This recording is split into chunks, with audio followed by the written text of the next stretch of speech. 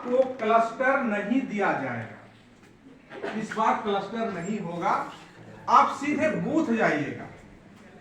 पहले क्या होता था, बहुत सारे बूथ के लोग एक जगह क्लस्टर में मिलते थे और जितने भी शक या शुबह होता था उसको हम लोग एक दूसरे से मिलकर समाधान करते थे। लेकिन इस बार आपका मात्र 4 टीम ही होंगी। जितने भी शक की गुंजाइश है और जितने भी सारी क्वेरीज हैं, उन सारे चीजों को आप ट्रेनिंग के दौरान ही कर लीजिएगा, क्योंकि आपको क्लस्टर में हेल्प करने के लिए लोग मिल जाते थे।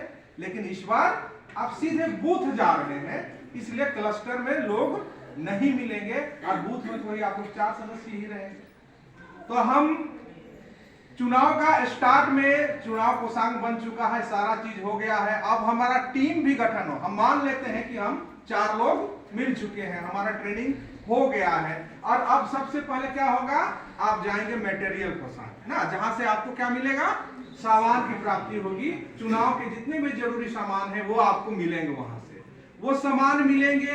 उसमें एक चेकलिस्ट भी होगा, उस चेकलिस्ट से तमाम सामग्री को क्या कर लेंगे, आप मिलान कर लेंगे। उसके बाद जब आपको मशीन प्राप्त होगा, उसमें ध्यान देने योग्य बात यह है कि आपका जो कंट्रोल यूनिट है, 3 मशीन रहेंगे, कंट्रोल यूनिट, वीवीपैट और बैलेट यूनिट।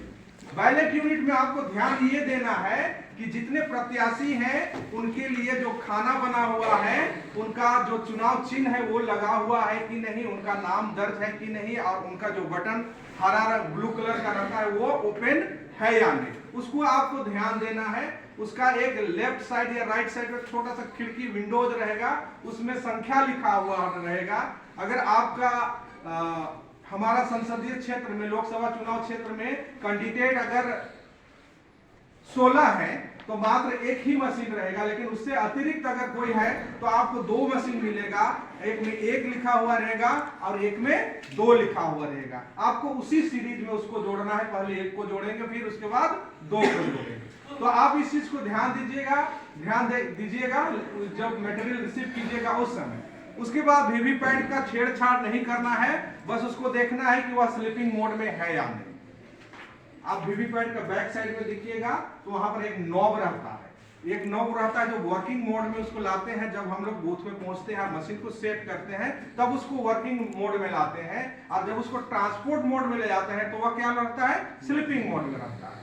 उसके बाद इसको आपको ये दोनों चीज को ध्यान देना है। उसके बाद कंट्रोल यूनिट में क्या ध्यान देना है, उसको आपको एक बार ऑन करना है और वो सारा स्टेटस बताएगा, उसका डिस्प्ले में दिखेगा कितने वोटर, कितने कैंडिडेट हैं। और बैटरी का स्टेटस मुख्यतः उसमें देखा जाता है कि बैटरी मेरा वहां, आप जब भी रिसीव कीजिएगा तो उसमें ध्यान दीजिएगा कि वो बैटरी क्या रहे, हाई ही रहे। अगर बैटरी को मीडियम या लो दिखाता है तो उसी वक्त क्या कीजिएगा, उस मशीन को चेंज कर लीजिएगा।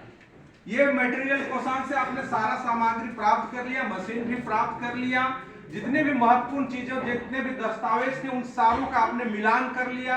सारा चीज जब फाइनल हो गया तो आपको जो गाड़ी मिलेगी उसमें आप सवार हो जाइएगा और अपना बूथ एक दिन बिफोर ही पहुंच जाइएगा शाम तक। ये तो हो गया। अब बूथ में हमें क्या करना है, बूथ में देखना है, क्योंकि दूसरे दिन मतदान कराना है। तो बूथ में इस बार सारी सुविधा आपको मिलेगी, इलेक्ट्रिसिटी हो या लैट्रिन बाथरूम हो या रहने की व्यवस्था, सारा चीज। क्योंकि ये क्लस्टर नहीं है तो वहां पर प्रशासन का जिम्मेवारी बनती हो आपको वो सारी सुविधाएं प्रदान करे जो आपके लिए जरूरी है। वो सारा चीज आपको वहां पर मिल जाएगा। आप देख लीजिएगा कि अगल बगल में कहीं पर किसी राजनीतिक दल का कोई झंडा उंडा, कोई प्रचार सामग्री, कुछ उस तरह का चीजें हैं या नहीं। 200 मीटर के दायरे में अगर वो वैसी कुछ चीजें आपको नजर आती है तो वो सारे चीजों को आप वहां से हटा दीजिएगा। तो ये तो हो गया, आप बूथ तक पहुंचे। आप 4 सदस्यीय टीम है, तीनों तो हो गया।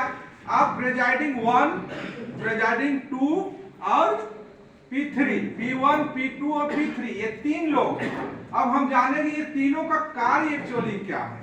प्रेजाइडिंग का तो बहुत सारे कार्य है, जितना भी फॉर्म फिलअप करना है प्लस बूथ का सारा अरेंजमेंट उनके ऊपर है। लेकिन अब हम जानेंगे कि प्रेजाइडिंग और P1 का क्या काम है। P1 का काम क्या है, वह वोटर लिस्ट का चिन्हित प्रति का प्रभारी होता है। अब चिन्हित प्रति क्या होते हैं, चिन्हित प्रति में बहुत सारे वोटर्स, बहुत किस्म के वोटर आपको मिलेंगे जो आपके इलेक्टोरल रोल में दर्ज रहेंगे। उसमें बहुत सारे वोटर होंगे, हम लोग सारे को एक एक करके बताएंगे, जैसे कि ईडीसी वोटर होंगे, फिर एएसडी वोटर होंगे, प्रॉक्सी वोटर होंगे, ओवरसीज वोटर होंगे, इस तरह के वोटर रहते हैं। उन सारों का वहां पर क्या रहता है, चिन्ह अंकित रहता है, इसलिए उसको क्या बोलते हैं, मतदाता सूची का चिन्हित प्रति। उसका वो प्रभारी रहता है और वो क्या करता है, जब भी मतदाता कोई आता है तो वह जोर से उसका नाम पुकारता है।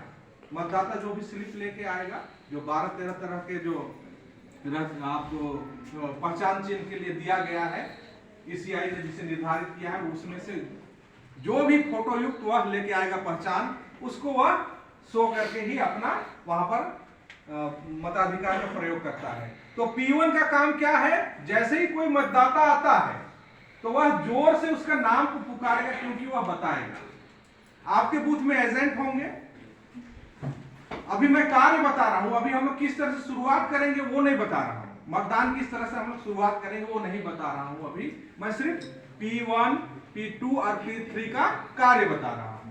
तो P1 क्या करेगा, जोर से नाम बोलेगा और उसको कौन मिलान करेगा, एजेंट। जितने भी राजनीतिक पार्टी के लोग वहां पर रहेंगे एजेंट के रूप में, एज एजेंट, जो कि अपना फॉर्म 10 लेके आएंगे, वो आप प्रेजाइडिंग को जमा करेंगे और प्रेजाइडिंग एक स्लिप उनको देंगे कि आप एज एजेंट यहाँ पर बैठिए। वो उसका बैच को लगा के वहां पर बैठेंगे। ध्यान देना है, एक राजनीतिक पार्टी का मात्र 2 ही एजेंट रहेंगे और एक टाइम में मात्र एक बैठेगा। ये हो गया। तो P1 क्या करेगा, जोर से उस व्यक्ति का नाम पुकारेगा। अगर वह महिला है तो क्या करेगा, जो इस वक्त फोटो युक्त नहीं है ना, इस तरह से रहेगा हम लोग का क्या, हम लोग का इलेक्टोरल चौड़ा सा रहता है, जिसमें फोटो लगा हुआ रहता है। एक तरफ मतदाता का क्या रहता है, फोटो रहता है, उसके बाद उसका सारा डिस्क्रिप्शन रहता है और इधर उसका क्रमांक लिखा रहता है। तो क्या करेगा वह, अगर महिला है तो इस तरह से उसको लंबा, इस तरह से उसको क्रॉस करेगा। और ध्यान दीजिएगा, क्रॉस करेगा किससे, लाल इंक से, रेड इंक से उसको क्या करेगा, क्रॉस करेगा। और उसके बाद इलेक्टोरल रोल में जो उसका क्रमांक है उसको घेरा करेगा।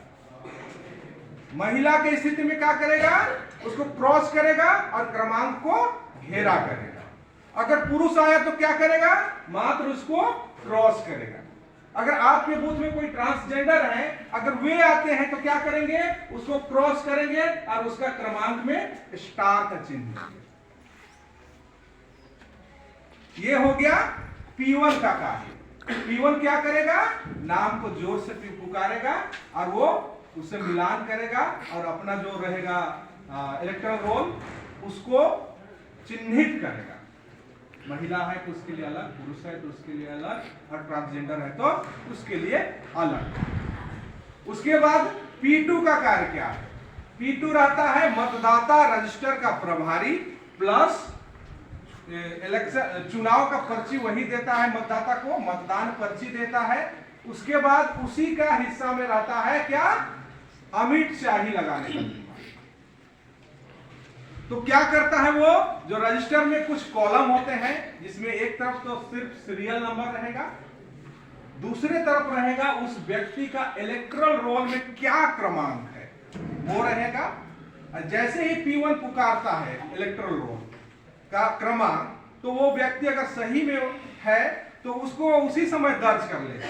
जैसे मान लीजिए इलेक्शन चालू हुआ, कोई वोटर आया जिसका क्रमांक इलेक्टोरल रोल में 110 है, तो वह जैसे ही P1 के पास आएगा, P1 उसको देखेगा, उसका पर्ची और बोलेगा 110, तो उसी समय वह अपना 2 कार्य कर सकता है P2, क्योंकि उसको मतदान का पर्ची भी देना है, मतदाता पर्ची भी उसी को देना है, जिसमें वो सिर्फ क्रमांक लिखता है और अपना साइन करता है। क्रमांक लिख के अपना साइन करके वो किसको देता है, मतदाता को इश्यू करता है। तो वो क्या करेगा, रजिस्टर में उसका क्रमांक को लिख लेगा। रजिस्टर में क्या करेगा, इलेक्टोरल रोल में जो क्रमांक है जिसे P1 ने पुकारा उसे वो लिख देगा इसमें रजिस्टर में। रजिस्टर का जिस कॉलम के लिए वो बना हुआ है, हो सके दूसरा कॉलम में पहला कॉलम में सीरियली आएगा 1 2 3 पर, ये जनरल जो आता है क्रमांक। उसके बाद दूसरा कॉलम में इलेक्ट्रल रोल में जो उसका क्रमांक है वो आएगा।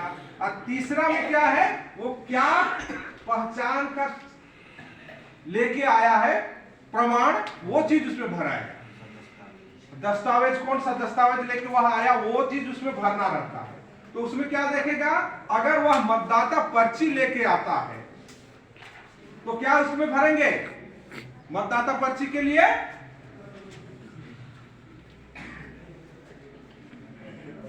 अगर ईपिक लेके आता है तो ईपीआई क्या करेंगे, ईपीआई भर देंगे मात्र। और अगर वह मतदाता पर्ची लेकर केवल ई और पी, हाँ ई और पी में होता है, लेकिन वहां पर वो लोग अब जो बताया है वही बता दे रहे हैं।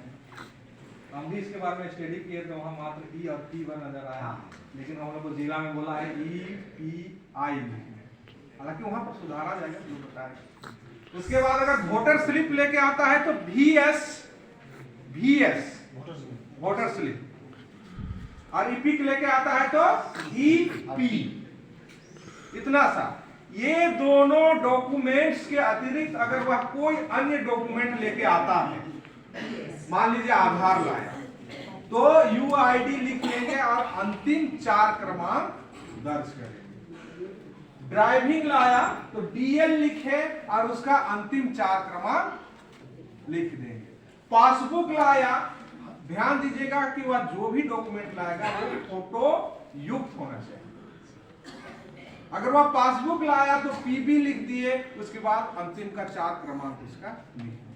जो भी डॉक्यूमेंट लेके वह आता है उसमें हम लोग उसका डॉक्यूमेंट का नाम और उसका अंतिम 4 डिजिट लिख देंगे। उसके बाद साइन करता है तो साइन करेगा, ठेपा करता है तो ठेपा करेगा। उसके बाद उसको मतदाता पर्ची कौन देगा, पीटू ही देगा। उसके बाद उसका लेफ्ट हैंड का ये तर्जनी जो फिंगर है उसमें इंक लगाएगा। अमिट स्याही को इस तरह से लगाना है कि पहले हम लोग बोलते थे कि चमड़ी और नाखून पकड़ाना चाहिए, बोलते थे ना। इस बार निर्देश है कि यहाँ जो फोल्ड होता है उंगली में हम लोगों का, वहां से लगाना लंबा नाखून तक ना।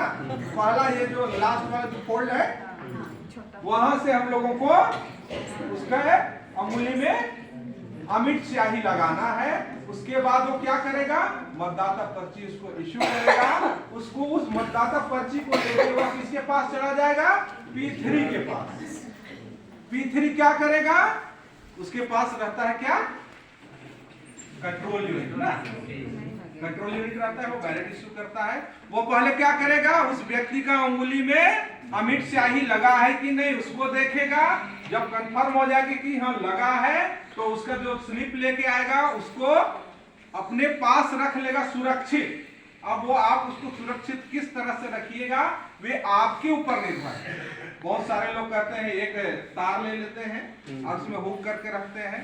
बहुत कोई तो लिफाफा ही रख लेता है और सीधे डालते जाता है, और बहुत कुछ सुई धागा ही ले लेता है और उसी में वो माला की तरह गूंथते जाता है। ये आपकी सुविधा के अनुसार है कि आप उसे किस तरह से सुरक्षित रखते हैं। जब वो चीज सारा क्लियर हो जाएगा तो वो क्या करेगा, कंट्रोल यूनिट से उसको बैलेट इश्यू करेगा और वह मतदान केंद्र के अंदर में जाएगा और अपना मताधिकार का प्रयोग करेगा। बीप की आवाज आएगी, उसका मतदान संपन्न होगा। वीवीपैट में वह देखेगा कि जिस कैंडिडेट को उसने वोट दिया था क्या उसी का चुनाव चिन्ह वहां पर प्रदर्शित हुआ और कट के वीवीपैट में गिरा या नहीं। यह है मतदान का सामान्य प्रक्रिया। यही चीज हम लोगों को मतदान प्रारंभ होने से लेके मतदान की समाप्ति तक यही प्रक्रिया कंटिन्यू चलते रहे। करना तो इतना ही सा है, लेकिन इसी के दौरान बहुत सारे केसेस आपको देखने को मिल सकते हैं। वो कौन कौन सी केस है उसके बारे में, अच्छा इतना सा में कहीं कोई डाउट है तो बता सकते हैं। P1, P2, P3 इन तीनों का दायित्व के ऊपर अगर कहीं पर कोई डाउट आपको लगता है, कोई सवाल है तो आप लोग पूछ सकते हैं। P1 बड़ा सा पुरुष वर्ग के लिए